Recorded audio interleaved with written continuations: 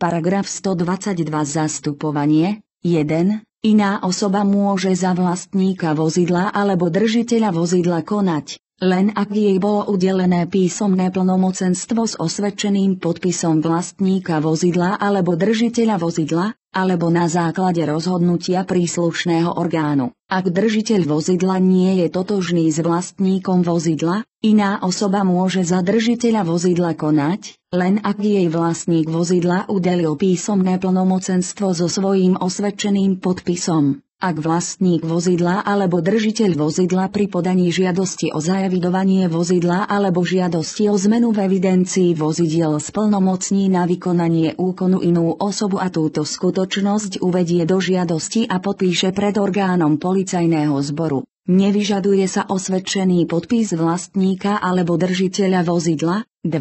Iná osoba môže za vlastníka vozidla alebo držiteľa vozidla konať, ak jej vlastník vozidla alebo držiteľ vozidla udelil plnomocenstvo podpísané zaručeným elektronickým podpisom 64, opatreným časovou pečiatkou prostredníctvom elektronickej služby zavedenej na tento účel, pričom ustanovenia o podmienkach vydania osvedčenia o evidencii časti po 31. máji 2010 alebo vykonania evidenčného úkonu, v dôsledku ktorého bude takéto osvedčenie vydané, a o povinnostiach pre držiteľa vozidla a vlastníka vozidla platia rovnako, ako sú ustanovené v paragraf 115 až 132a.